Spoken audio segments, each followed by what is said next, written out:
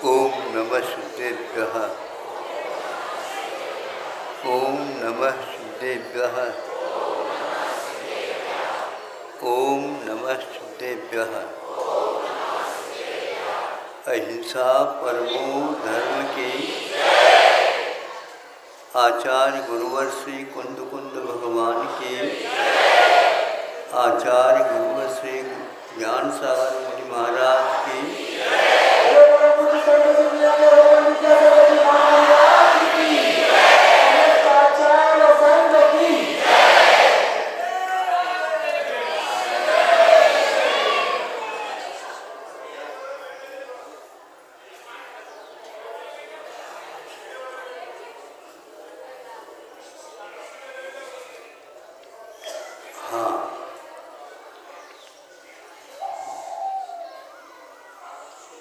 किसकी क्या प्रकृति है, यह सर्वत्र सोचना पड़ता है। चाहे वह गृहस्थ आश्रम में हो या श्रमण दशा में हो, चाहे वह नौकरी करता हो, चाहे स्वतंत्र उद्योग करता हो, हर क्षेत्र में प्रकृति का पहचान होना अनिवार्य है। प्रकृति का अर्थ होता है स्वभाव। स्वभाव जिसका चंचल हो तो उसके द्वारा उसी प्रकार का कार्य कराना चाहिए, और जिसका स्थिर गंभीर स्वभाव है उसके लिए उसी कार्य में लगाएं तो अवश्य काम होता है। पूछना चाहता हूँ, आपने जल में उंगली डाल करके देखा तो देखते ही उसने अपना स्वभाव बता दिया। एकदम आप फूंकने लगे। फूंकने से क्या होता है, जो जला था उसमें थोड़ा सा ठंडक पहुंच जाती है। ये उसकी प्रकृति है। अब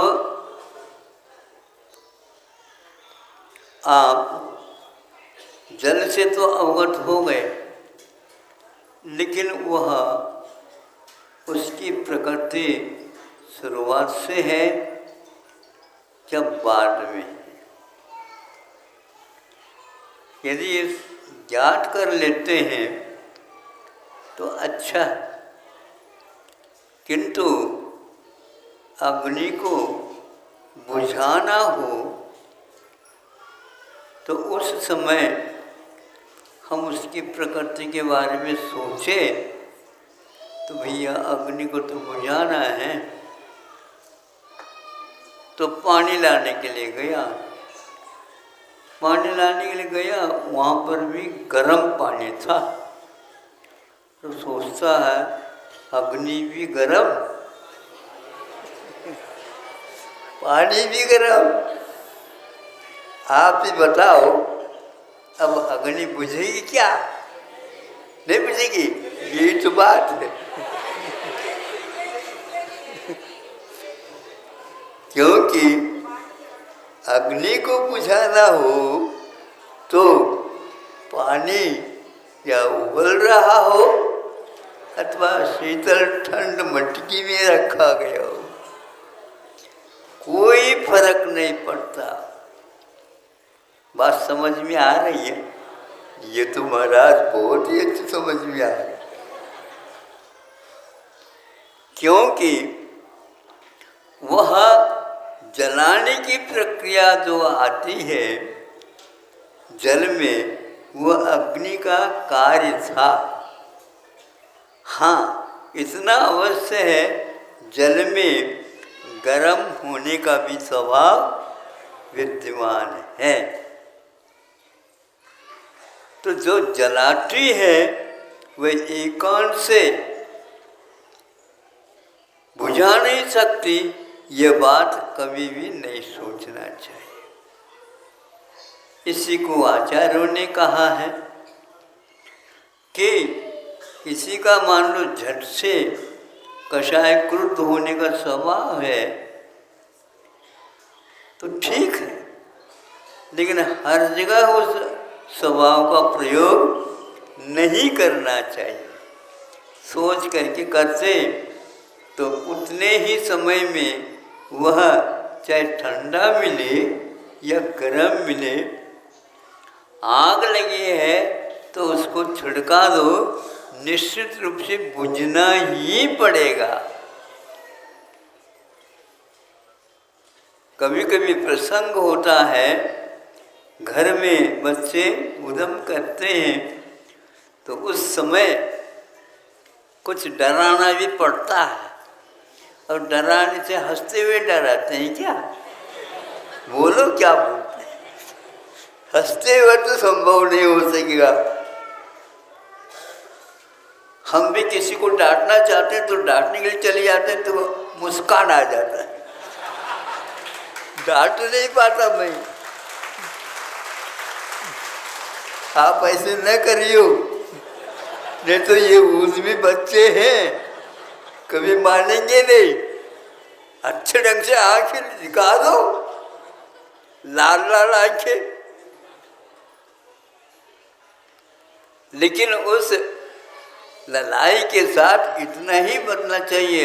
यदि मान लो क्रोधावेश में एक चाटा दियोगे तो वह बहरा हो सकता है, वह अंधा हो सकता है, फिर वह आपका घर का भी नहीं रह सकता है, फिर बाहर जाएगा मांग करके पुत्र रत्न की प्राप्ति कर दी थी, होशियारी के साथ उसका पालन भी करना आवश्यक।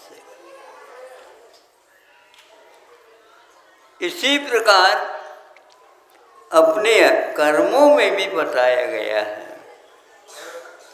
कुछ कर्म ऐसे रहते हैं जो इस प्रकार जब हम विशेष आवेश में जैसे आते हैं तो वह काम बहुत अच्छा होता है, और नहीं है तो वह काम बिगड़ भी सकता है।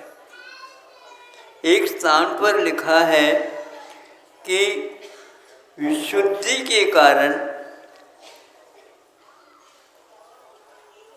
कर्म बनते हैं तो उसमें साता आदि का बंध होता है, और जो संक्लेश के साथ करता है तो वहाँ असाता का बंध होता है।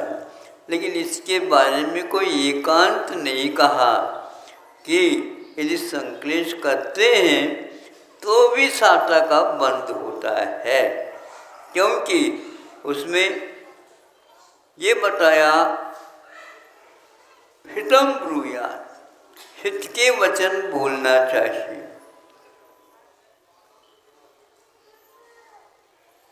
अहित वचनम कदापि न ब्रूयात्, अहित वचनों का कभी भी प्रयोग नहीं करना चाहिए।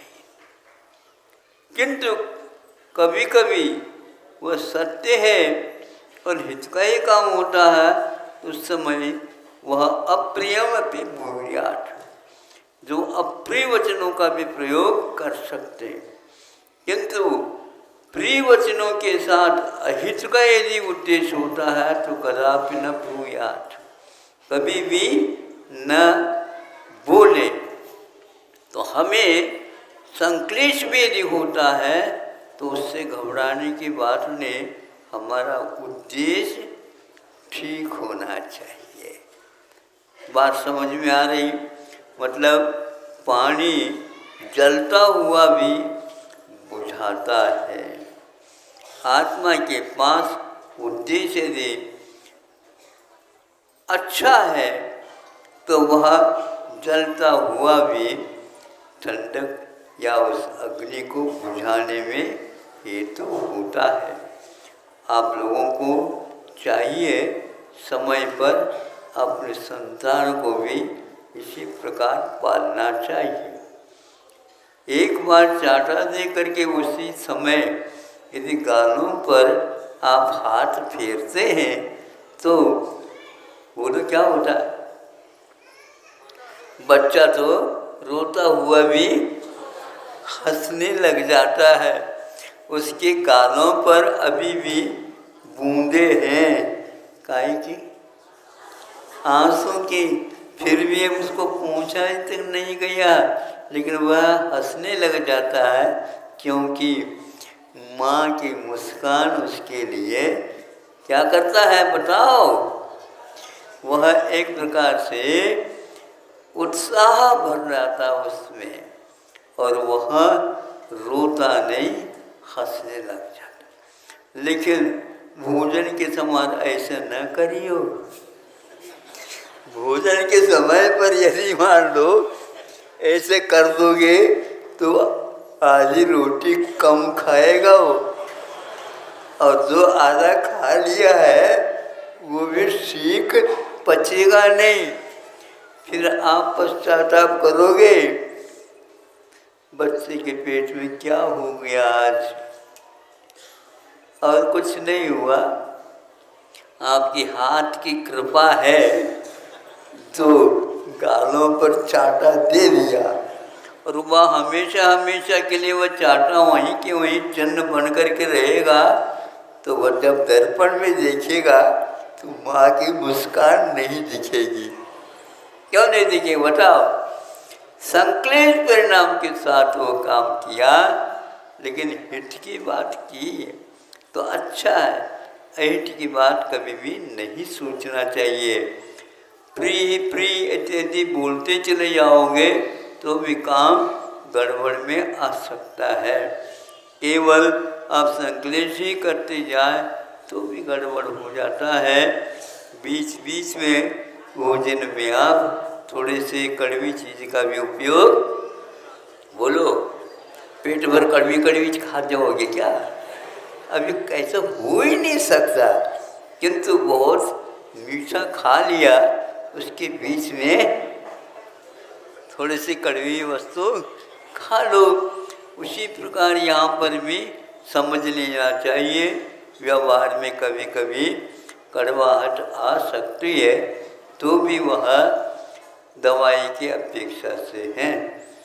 भोजन की अपेक्षा से पेट भरना होता, दवाइयों की अपेक्षा से पेट भरना नहीं होता।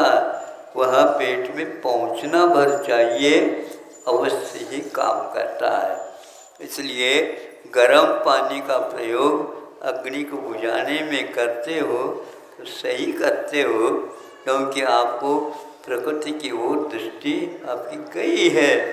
यदि नहीं जाती है तो आपका बहुत कुछ काम किया हुआ बिगड़ सकता है।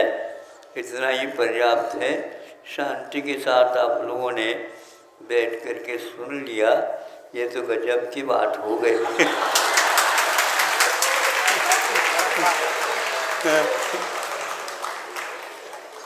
फिर भी आपने मौन को, शांति को तो भंग कर ही दिया तालियों के द्वारा। अहिंसा परमो